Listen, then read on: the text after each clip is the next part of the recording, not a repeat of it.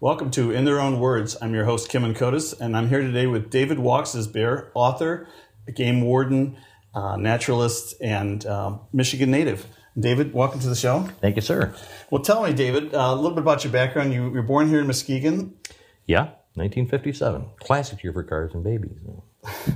Now, your family was also from the South and lived back here in Michigan and in the South. Can you tell us a little bit about your origins? Yeah, sure. My folks primarily didn't plan on staying here. It's too cold up here. So they were all from Tennessee. Oldest brother was born in Tennessee. The next one was born in Michigan. The next one born in Tennessee, and I was born in Michigan. So, but this is where the jobs were back in the 1940s after the war, and this is where everybody in the family came. So, now tell us a little bit about your Indian background. I understand your father was Shawnee. Yeah, Kispoko Shawnee. And your mother and her family.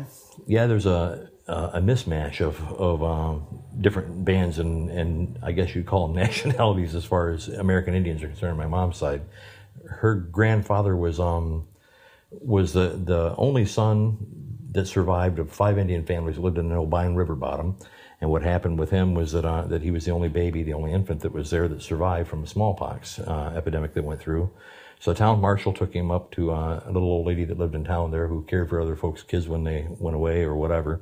And he left the baby with her until the state authorities could come pick it up. And she kind of liked him, so she kept him and she adopted him. And that was my grandfather on my mom's side, on the paternal side. And on the maternal side, her grandmother was Blackfoot, full-blooded, and came down from Montana and the Mississippi. Mm-hmm. Met my great-grandfather when he just came back from the Civil War. He'd actually been right with the rest of the troops at Appomattox. And he was a Rev, though, on the Confederate side. And so he was there when that ended, and everybody had to walk home. And so he made it as far as Memphis, and she got off the boat, and he thought she was cute. So basically, there's a little Choctaw and Cherokee and a number of other nationalities are mixed in. My dad was full-blooded Shawnee. Okay. Now, besides your family history, you also served in the military in the Coast Guard, I believe? Yep, 21 years. Yeah. Now, tell us a little bit about what capacity you served in. Well, let's see. I started out as a boat crewman, and I was in engineering. I was a damage controlman, and when I retired, I had about 11 years in as a photojournalist or public affairs specialist. Yeah, I'd always been interested in the military. I started out in college in ROTC. I did 2 years, and I really wanted to fly a helicopter in the worst way. That was a passion that I had.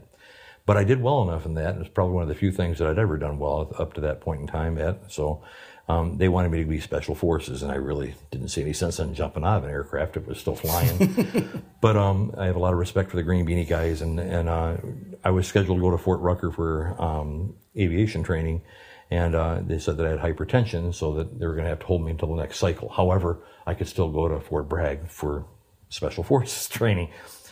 I could still jump out of the plane. I just couldn't fly the aircraft. So what I did was I decided to get out of that. I went into the Coast Guard Reserve as a direct petty officer. They said they'd let me fly as air crew, and so eventually that's what I did.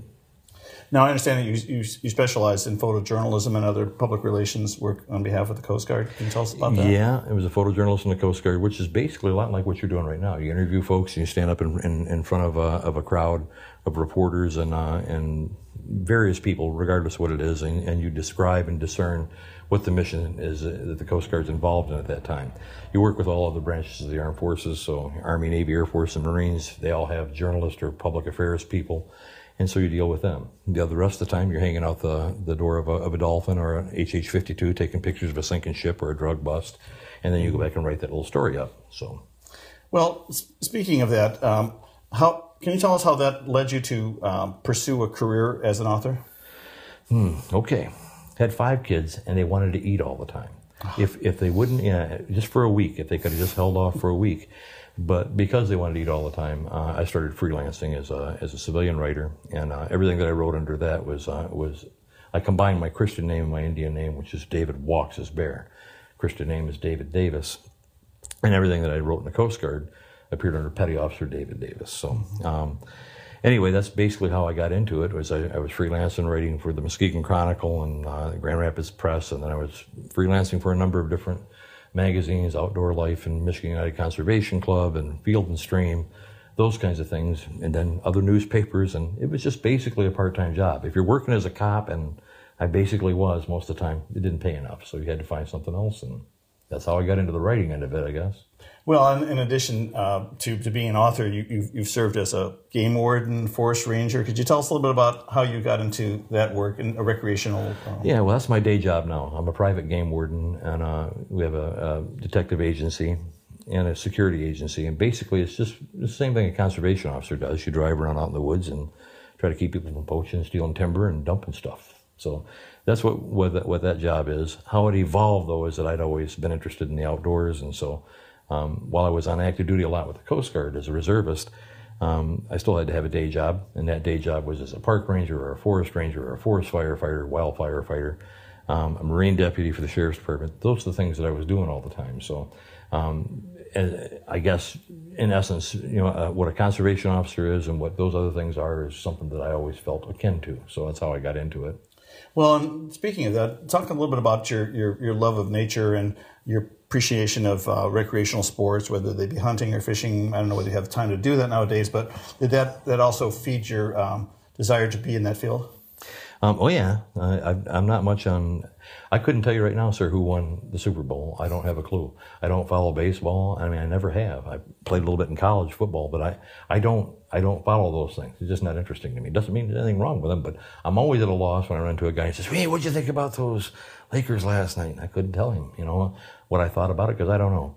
But I've always hunted and fished. That's part of my family. We did it for subsistence when I was a kid. You eat a lot of squirrels, eat a lot of rabbits, eat a lot of venison, eat a lot of fish. So it's always been something like that. But here's a little thing that I'll tell you, though, and for some of your viewers who may be interested in this, almost everybody who runs into you, if you're a conservation officer or a game warden, they're saying, oh, how can I do that? That sounds like it'd be great.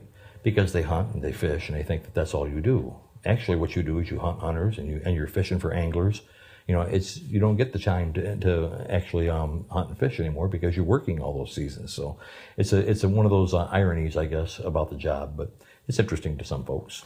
Well, what do you think that really could you pass on some sensible advice to people who love the outdoors and love to go out and explore and hunt and fish or ATV or whatever?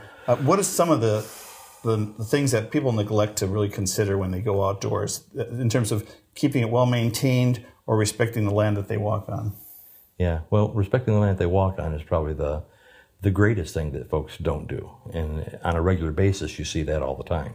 I'm sure you're driving down the road and you'll see somebody whip a wrapper out the window and everything. It all goes, I forget that Indian's name. He wasn't actually an Indian, the guy that did the commercial back in the 60s with the tear.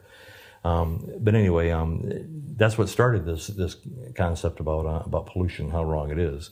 But you see that all the time, and you see that especially as working in the fields that I've worked in over my career. So if I had to tell anybody anything, it would be that. Respect what the Earth Mother gives you, and respect her because she is your mother. That doesn't change, no matter who you are, what color you are, what sex you are. That's the way it's going to be, and the way it's always been. So the Earth really is our inheritance, and it's up to us to protect it and maintain it. It's up to us to protect it and maintain it. I won't go so far as to get into climate change and all that kind of stuff, but I will say for a fact, no two ways around it, that folks don't give it the respect that she deserves. No two ways around that. From everything I'm talking about, from the antifreeze that drips in their yard, from their car to the oil that you see a car spewing when it's going down the road, to throwing those cigarette wrappers or the containers or the napkins out the window, or dropping them in the parking lot along with emptying their ashtray. You see things like that. Yeah, well, I'm sure we're going to explore more about your work outdoors and protecting the environment. But when we come back, we're going to talk more about your writing and your books and the series of books that you have and some of the books that you have coming out. So please stay with us, and we'll be back in just a moment.